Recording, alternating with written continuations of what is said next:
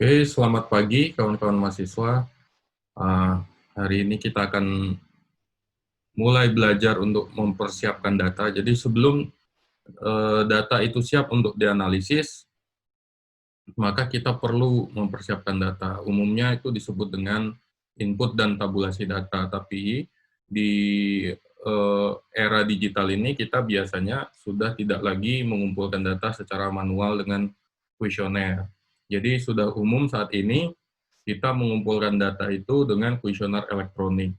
Jadi nanti kita mulai dari data yang bisa di-download dari aplikasi yang dalam hal ini saya atau kami biasanya umumnya kami menggunakan Google Form, walaupun banyak aplikasi lain seperti SurveyMonkey atau Bitly dan lain-lain, tapi eh, saya pribadi umumnya menggunakan Google Form karena ya ease of use, ya easy, mudah dia digunakan dan dia tidak mengganggu data yang kami harapkan. Jadi sejauh ini dia masih cukup untuk bisa mengumpulkan data yang kita butuhkan.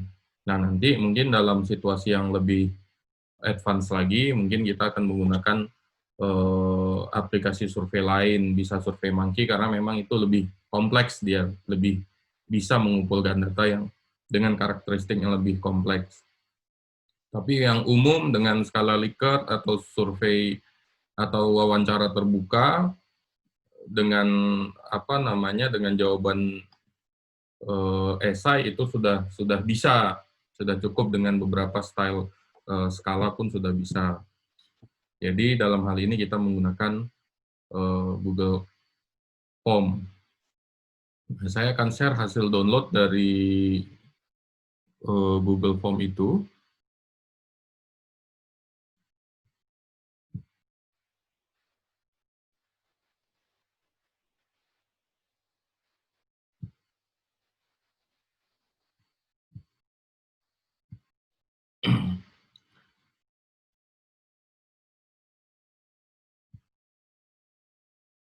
Nah, ini, jadi ini adalah data survei yang kami lakukan, yang pernah tim peneliti di mana saya terlibat di situ kita lakukan, dan ini adalah hasil pengumpulan data dengan Google Form. Nah, di sini teman-teman nanti bisa lihat, di sini ada time stamp kapan responden mengisinya, kemudian ada variabel jenis kelamin, fakultas, program studi, tahun masuk, dan mulai pertanyaan-pertanyaan yang ada di dalam kuesioner. Nah, ini semua data ini akan kita persiapkan untuk nantinya bisa dianalisis melalui aplikasi, yang dalam hal ini nanti menggunakan SPSS. Nah, jadi seperti yang sudah kita pelajari, biasanya di dalam pengumpulan data itu nanti ada data-data yang dia nyasar, atau ada data yang tidak sesuai dengan yang kita inginkan. Misalnya dalam hal ini kita ingin mengumpulkan data dari mahasiswa di Fakultas Ekonomi khususnya, begitu kan? Atau mungkin awalnya kita mau mengumpulkan data dari seluruh fakultas, tapi ternyata pengumpulan data ini tidak representatif untuk mewakili seluruh mahasiswa di universitas. Nah, karena ternyata sangat sedikit mahasiswa dari fakultas lain yang mengisinya. Jadi kita harus mempersempit responden, atau kita mempersempit sampel khusus pada Fakultas Ekonomi. Otomatis responden dari fakultas lain itu menjadi tidak relevan, atau menjadi outlier dia, atau menjadi data yang tidak relevan gitu. Nah, dan karena tidak relevan itu, maka kita harus buang dia. Nah, jadi dari data ini, dari data yang kita punya, kita harus buang semua data yang kita tidak perlukan. Nah, misalnya tanggal, kita sudah tidak memerlukan tanggal, misalnya kita buang aja, delete, gitu kan.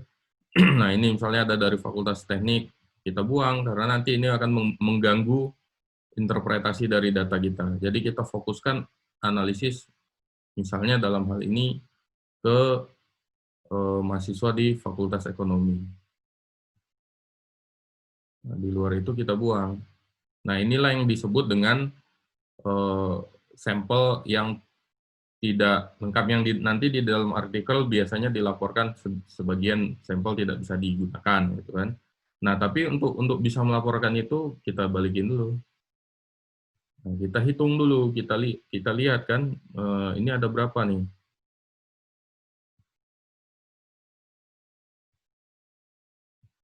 Nomor, kita buat nomor 1, 2, 3, 4. Kita seret.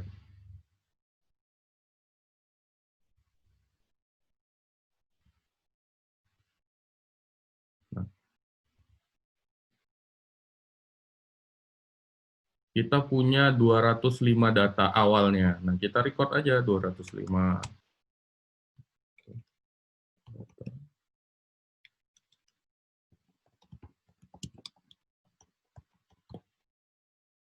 Nanti ini kita pindah ke sheet berikutnya.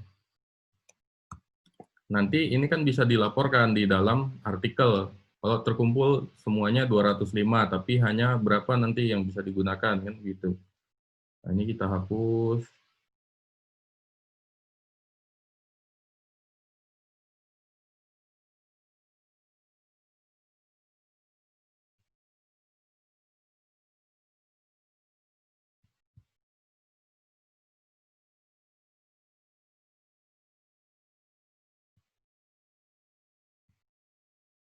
Tuh. Atau kalau mau gampangnya, ini kita sort aja.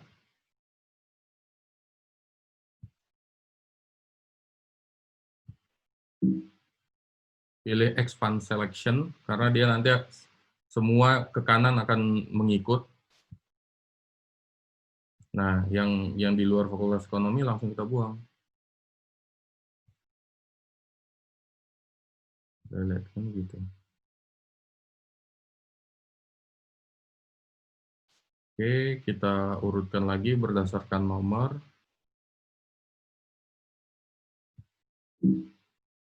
Expand selection. Nah, kita perbaiki lagi urutannya.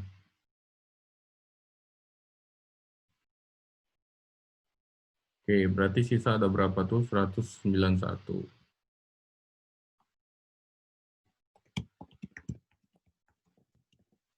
Nah, ini sebagai record kita terhadap apa yang sudah kita lakukan dalam data. Nah, kalau teman-teman mau hati-hati juga, yang aslinya itu jangan dibuang. Nanti kita, kalau saya biasanya di save as, jadi file aslinya itu tidak hilang. Nanti kalau sewaktu-waktu kita membutuhkannya, itu tetap bisa kita gunakan.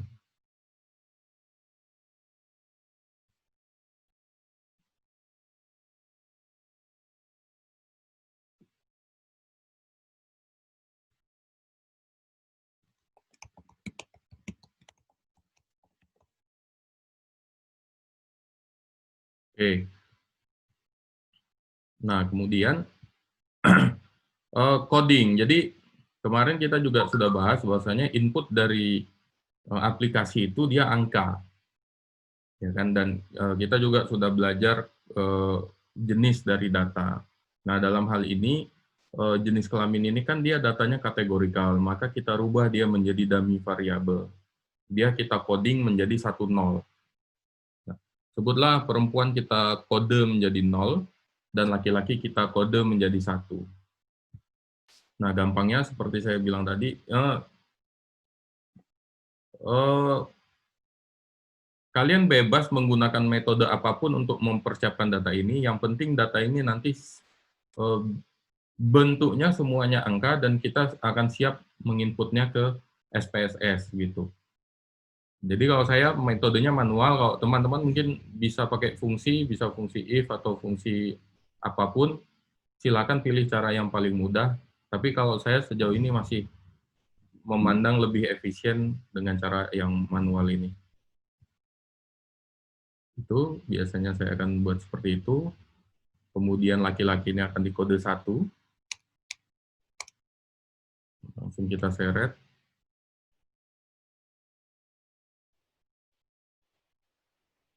Kan? Kemudian perempuan dikode 0.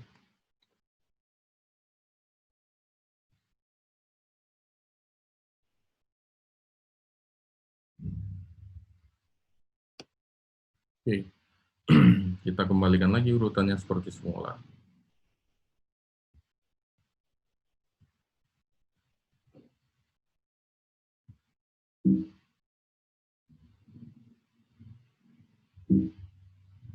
Cancel.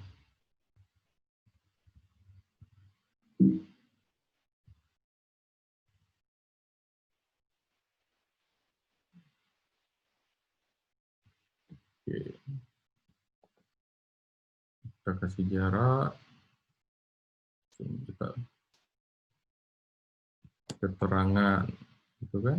Ini amin 1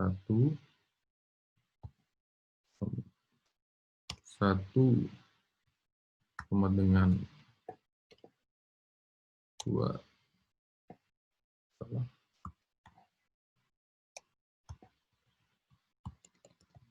1.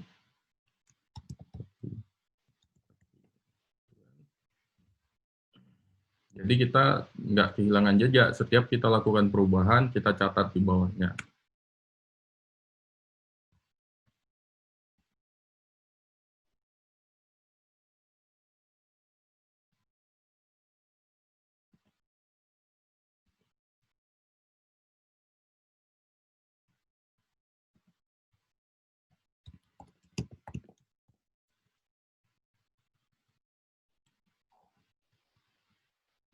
Kita kasih jarak.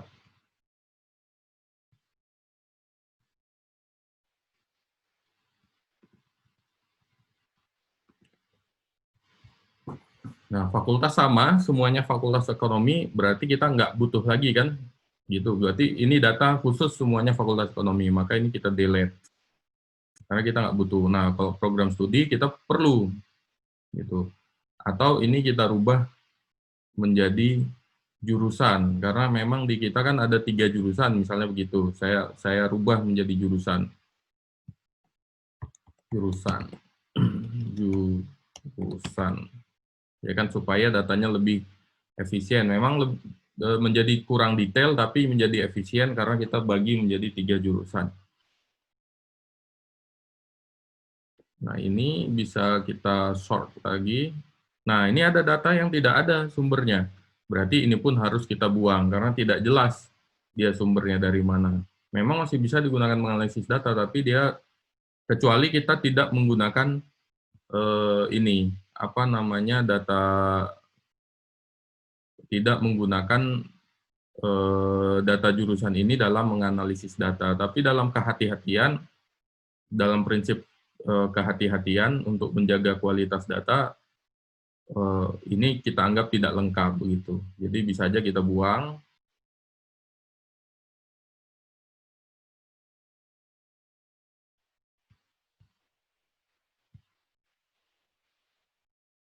Itu yang nggak lengkap langsung kita buang.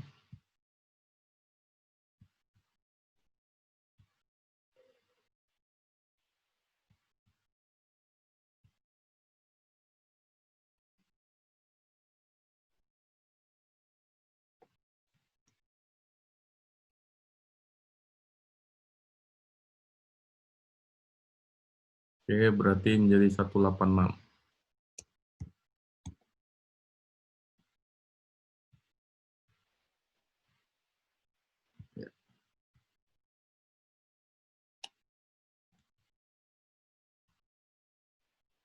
Ini kita short supaya gampang ya, maksudnya di short ini supaya gampang mengkodenya. Nah, ADP itu apa? Misalnya jurusan, kita kode dulu, kita buat kodenya.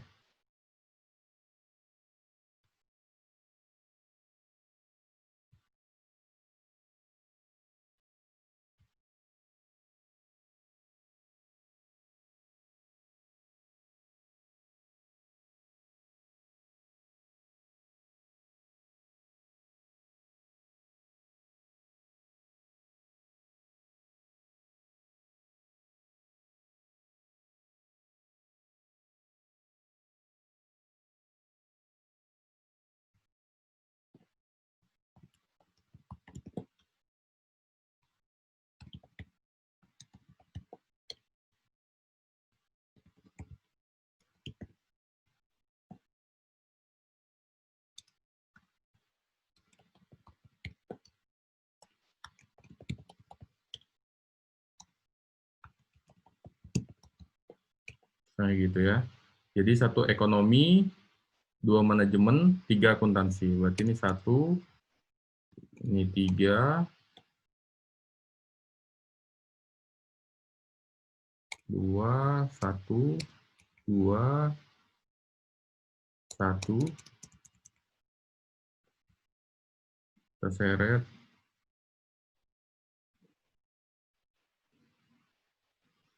3. Jadi fungsinya di sort itu biar kita gampang bisa nyeret kayak gini. Akuntansi, bisnis, ini 1. Oke. Nah, selesai. Kemudian kita perlu nggak tahun masuk misalnya. Kalau kita untuk tabulasi data mungkin kita perlu ya,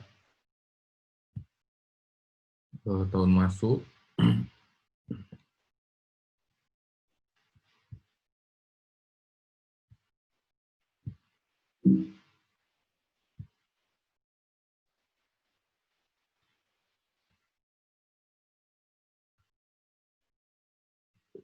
Untuk apa namanya, deskriptif statistik mungkin perlu, tapi untuk analisis data mungkin nanti nggak perlu.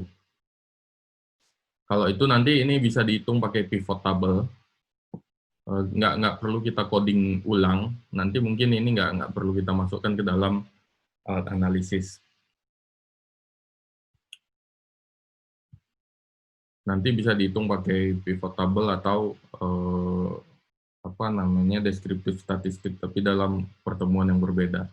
Sekarang kita mempersiapkan data dulu. Oke, kemudian ini latar belakang. Latar belakang sebagai pengusaha atau wirausaha. Berarti ini bisa kita kode dengan memiliki latar belakang kewirausahaan atau tidak.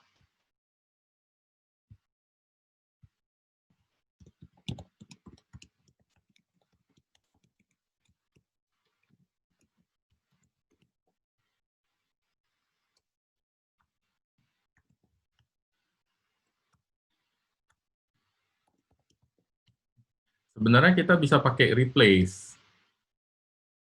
Tapi nanti kalau kita pakai replace, semua yang ada tulisan ianya berubah menjadi angka. Ini seperti saya, nanti berubah dia menjadi SA1 gitu. Makanya ya saya tetap pakai yang manual begini supaya tidak terganggu data-data yang lain dan sebenarnya nggak makan waktu terlalu lama juga.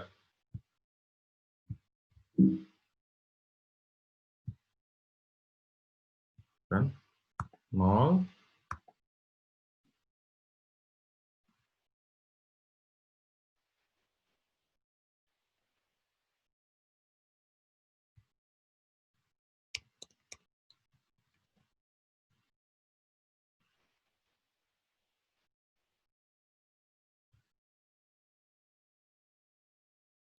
oke, sama, tapi kita rubah menjadi pengalaman.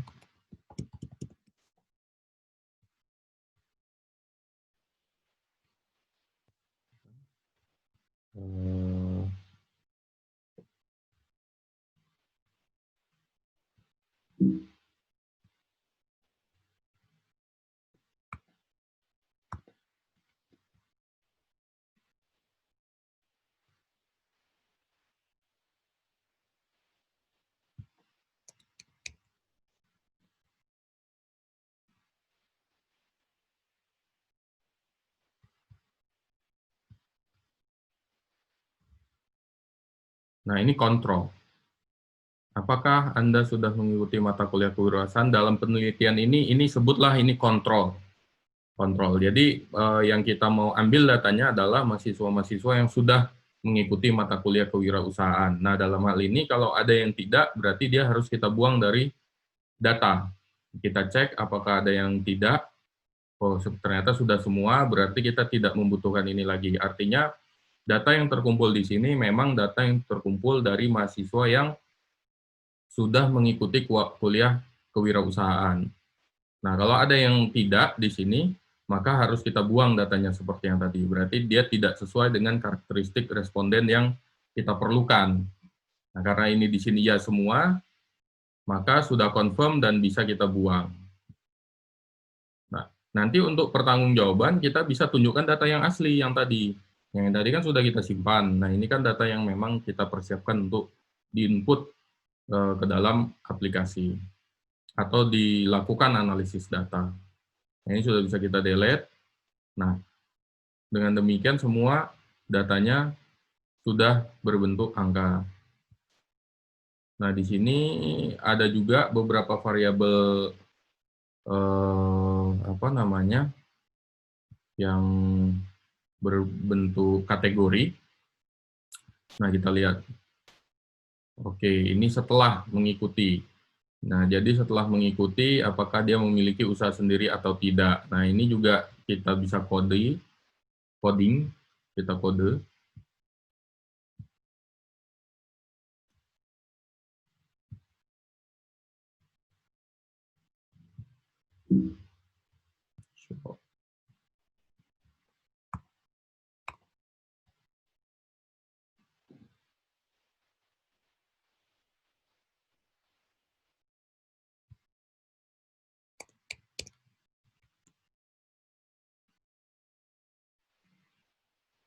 Nah, ini ada yang dia tidak menjawab. Berarti ini pun kita buang.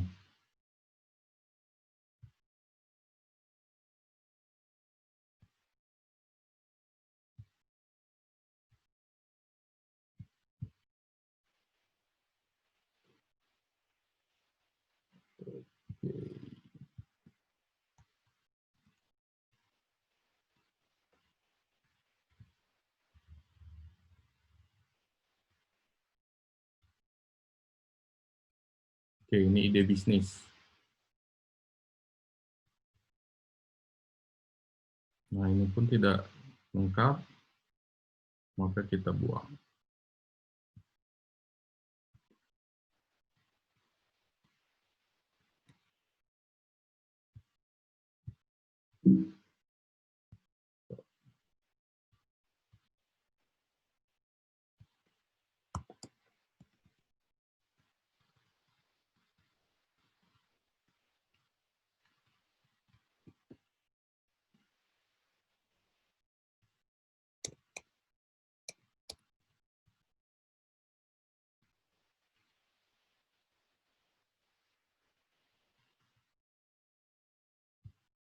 Nah, karena ini sebenarnya apa namanya data kategorikal, supaya mudah kita bisa pindahkan dia ke sini dengan teman-temannya.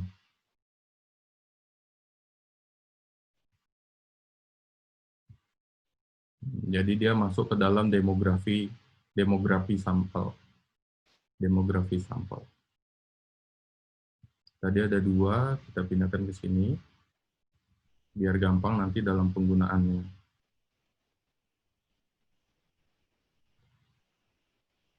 Ini dia tadi, Ctrl X, gitu kan?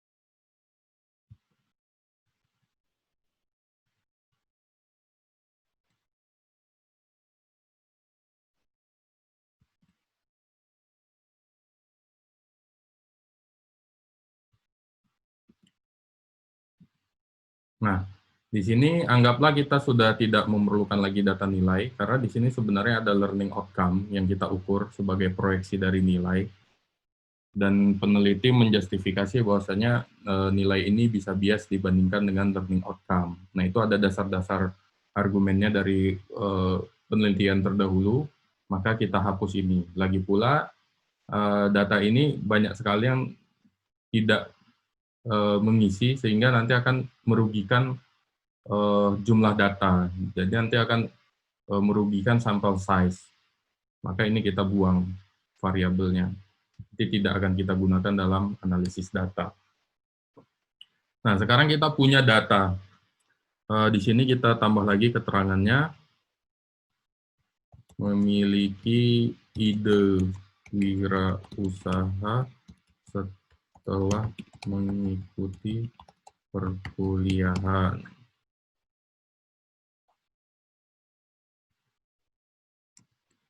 Copy, kodenya sama, memiliki bisnis setelah mengikuti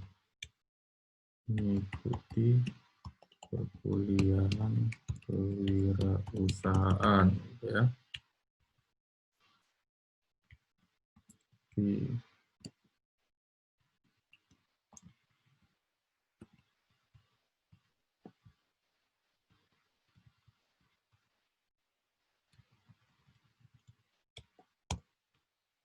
Supaya kelihatan, ini kita turunin ke bawahnya.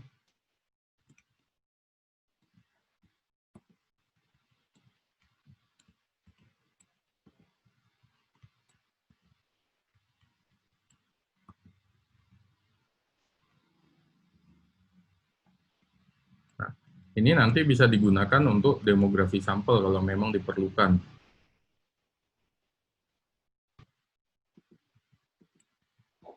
Oke. Nah, sekarang kita sudah punya data yang semuanya bentuknya angka. Nah, ini kita urutkan lagi.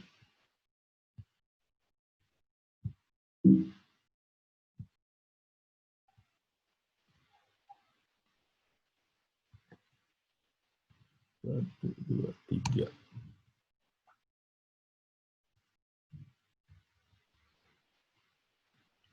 Nah, kita punya sisa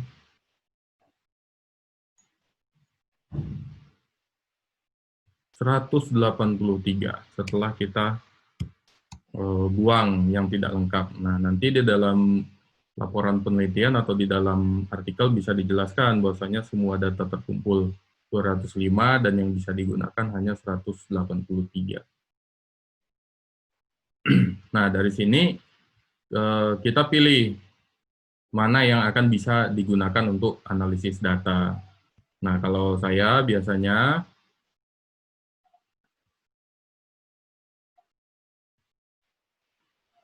ini kita pindah ke sheet sebelah, kita pindah ke sheet baru. Ini kita buat namanya data lengkap. Nah, ini data yang ingin kita gunakan dalam analisis data.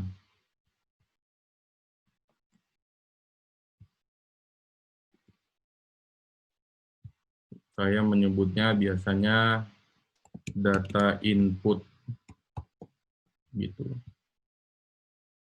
Nah, dalam hal ini biasanya kami mensortir hanya data yang kami perlukan, yang kita perlukan, yang kita gunakan atau kita tempatkan di dalam sheet yang ini. Jadi misalnya ini tahun masuk kita nggak perlu di sini, kemudian jenis kelamin mungkin perlu nanti sebagai variabel moderasi seperti yang sudah kita bahas kemarin. Jurusan mungkin karena tidak terlalu berimbang data yang masuk, kita mungkin tidak perlukan ini. Atau nanti kalau dalam analisis lanjutan, mungkin kita perlu nanti, tapi itu bisa kita ambil dari data lengkap ini. Nah, dalam hal ini kita mungkin belum memerlukan ini, maka kita hapus. Kemudian latar belakang keluarga wirausaha, ini perlu. Kemudian memiliki wirausaha atau tidak, ini mungkin belum perlu, nanti akan kita gunakan pada studi lainnya mungkin.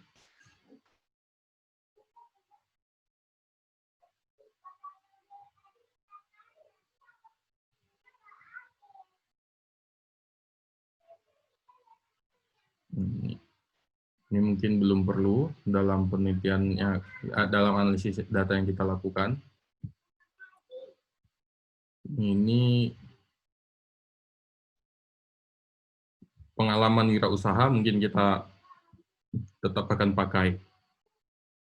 Nah, selebihnya ini adalah variabel-variabelnya.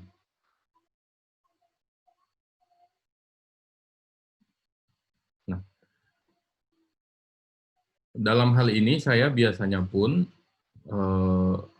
insert, kita gunakan nama variabelnya di sini. Jadi kita tahu alamat, datanya ini.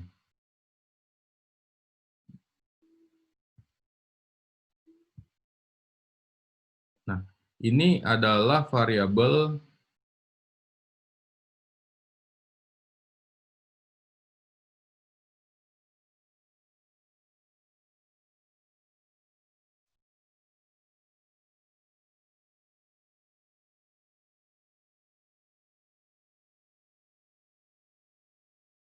oke, ini sebutlah ini adalah, eee,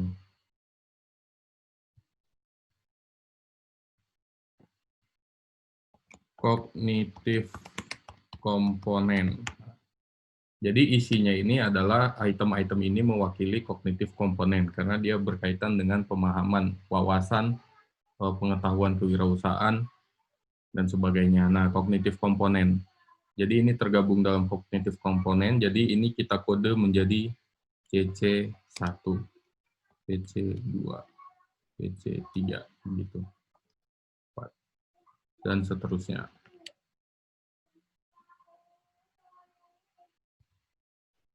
Nah, yang ini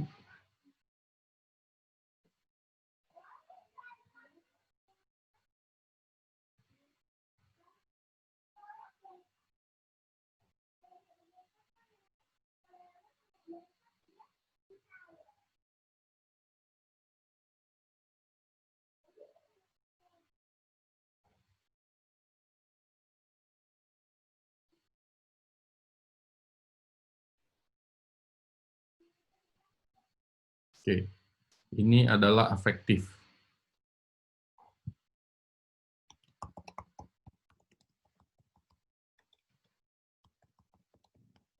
Jadi data kita persiapkan begini, kita kode dia. Sebenarnya kita harus mengacu pada kuesioner yang sudah kita kembangkan itu langsung, secara hati-hati. Tapi karena saya masih ingat, jadi kita langsung aja kode seperti ini.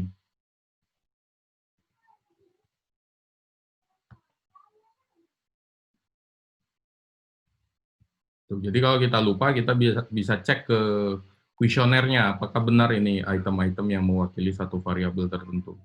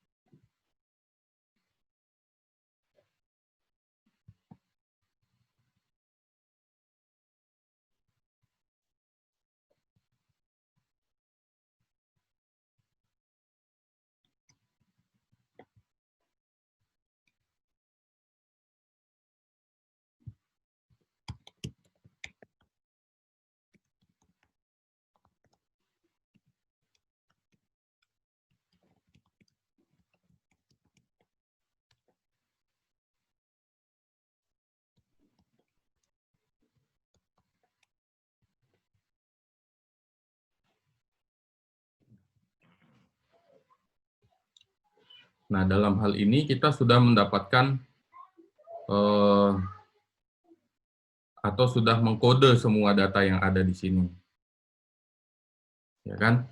Nah, dengan demikian data ini sudah siap untuk kita input ke dalam SPSS.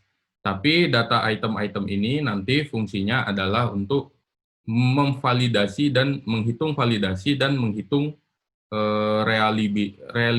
reliabilitas eh, instrumen begitu. Jadi data yang sudah kita persiapkan ini nanti yang item-item ini akan berfungsi untuk menghitung validitas dan reliabilitas instrumen. Nah, tapi untuk menghitung regresi nanti yang diinput adalah bukan data item-item ini, tapi data rata dari item ini atau data summary jumlah dari item-item ini. Maka kita buat lagi input data yang dia bentuknya adalah jumlah dari item-item ini. Maka kita buat aja di sheet baru supaya tidak mengganggu data yang sudah kita persiapkan tadi itu. Nah, ini misalnya kognitif komponen. Nah, kita hitung jumlahnya dan ratanya. Nah, jadi di dalam mempersiapkan data, kita harus mempersiapkan basic data untuk diinput semuanya gitu. Baik rata, kemudian jumlah, dan kalau bila perlu nanti ada standar deviasi yang harus disiapkan. Tapi dalam hal ini, kalau kita pakai SPSS, kita nggak perlu pakai standar deviasi, kecuali kita mau run datanya pakai Excel. Nah, itu kita perlu semuanya. Mulai dari rata, jumlah, standar deviasi, dan varians itu kita perlu hitung. Dan caranya gampang, tetap di formula Excel ini ada. Tapi untuk kali ini kita bahas saja dulu input untuk SPSS.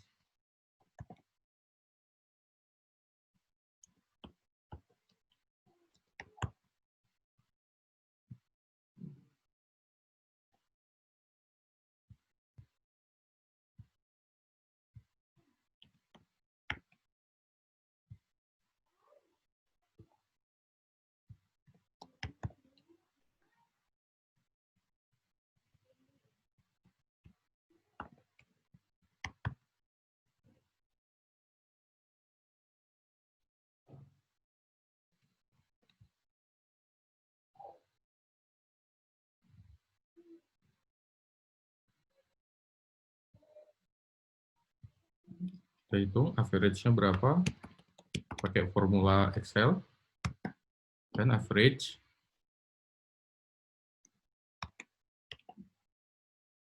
Kita hitung jumlahnya, pakai formula Excel juga. Kita besarin biar terlihat.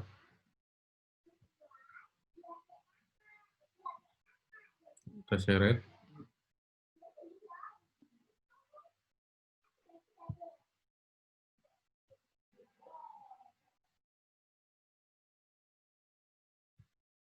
Oke.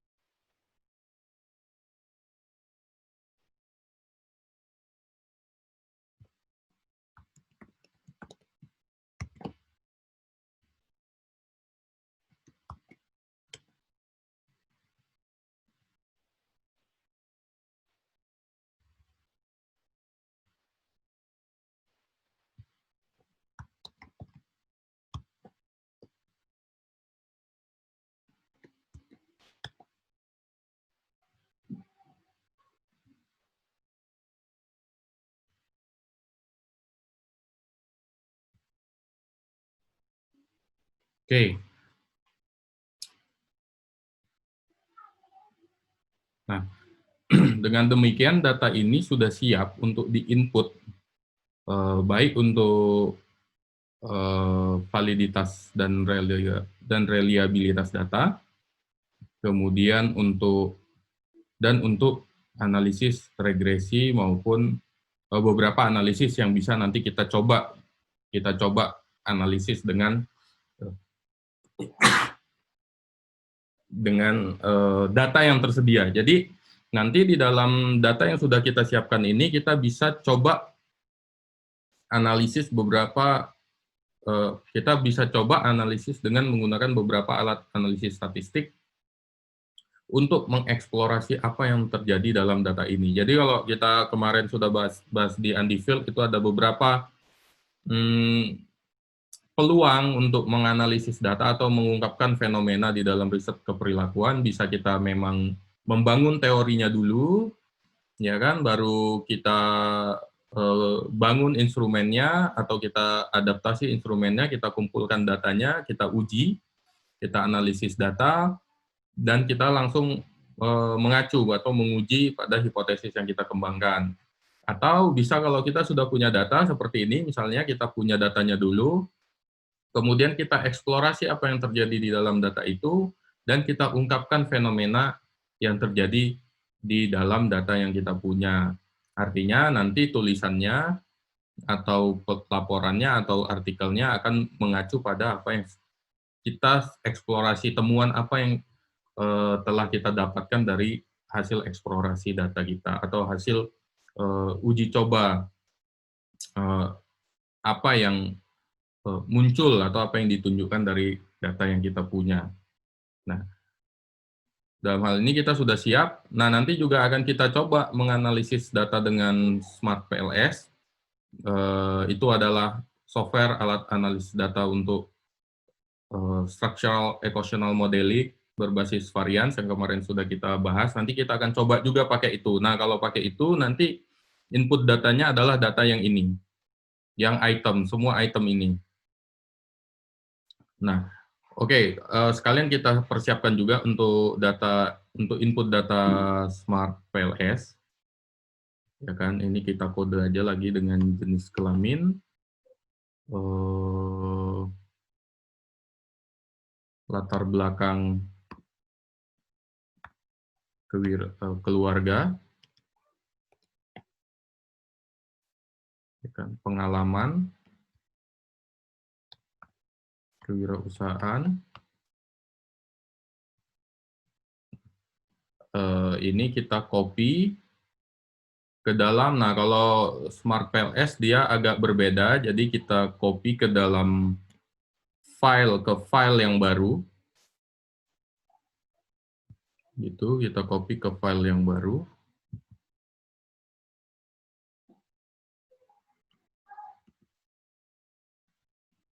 Ya kan?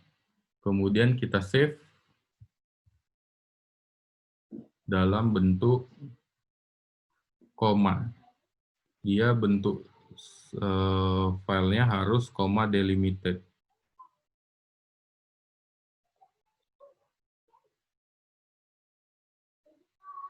CSV.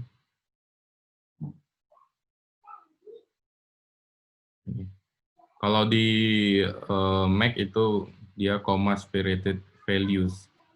Nah, tapi nanti kalau di Word atau di Microsoft dia namanya comma delimited. Nanti akan saya demonstrasikan lagi. Nah, setidaknya kita di sini sudah punya dua file yang siap untuk dianalisis. Data input Smart PLS.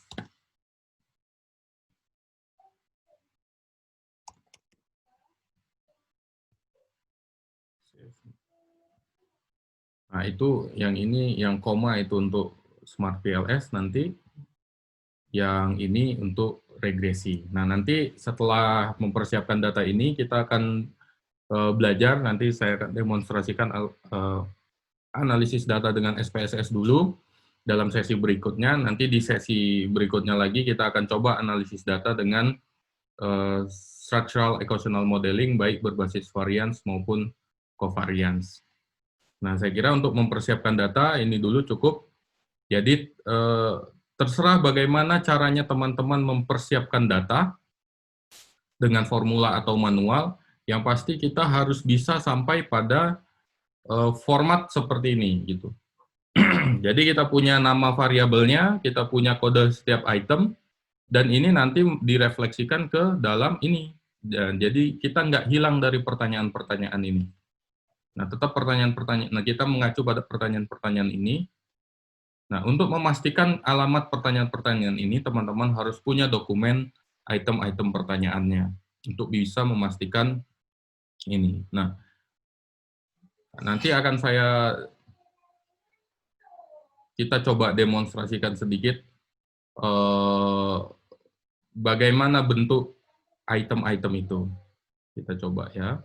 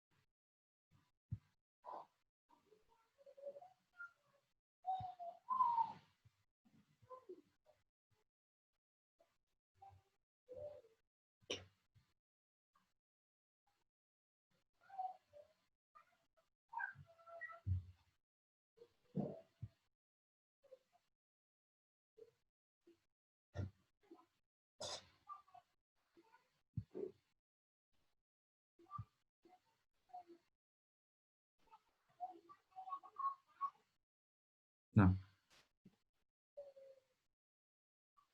di sini saya punya dokumen yang sudah di Google Form. Nah, jadi teman-teman, ini kira-kira tampilan kuesionernya, dan kita bisa melacak item-item dari setiap variabel. Nah, begitu. Jadi misalnya ini behavioral komponen. Nah, ini dia item-item yang kita gunakan. Nah, ini nanti yang menjadi apa namanya menjadi dasar kita dalam mengcoding, dalam membuat kodenya. Jadi behavioral komponen. Nah, saya menikmati perkuliahan mata kuliah kewirausahaan yang diselenggarakan Unimed misalnya, itu menjadi BC1, ini BC2, BC3 gitu. Nah, ini nanti pengaruhnya ya kesesuaian aja, ketepatan kita memastikan bahwasanya satu item itu adalah dari satu variabel tertentu, dan ketika kita memvalidasi itu, kita menghapus item, kita tahu item mana yang dihapus gitu. Jadi dia nggak nyasar, nggak salah alamat. Nah, saya kira gitu, jadi perlu kehati-hatian juga dalam membuat kode dari apa itu namanya setiap item di dalam satu variabel.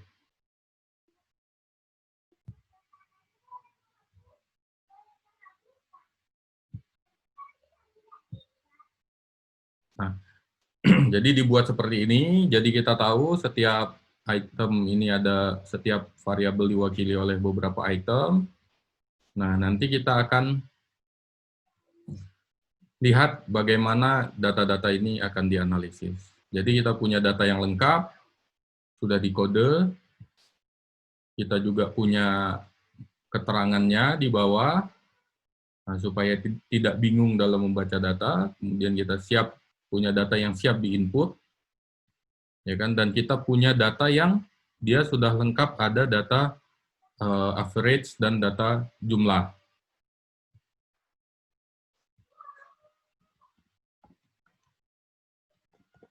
Nah, ini nanti fungsinya untuk menguji regresi, mulai dari korelasi, regresi, maupun ANOVA nanti akan kita coba.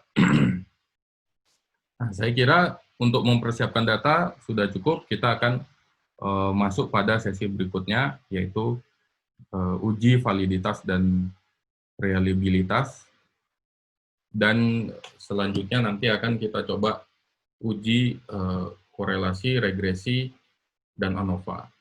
Nah, silakan dipraktikkan di komputer masing-masing, supaya nanti sudah bisa lebih luas dalam melakukan analisis data. Saya kira cukup untuk mempersiapkan data. Terima kasih atas perhatiannya. Selamat pagi. Assalamualaikum warahmatullahi wabarakatuh.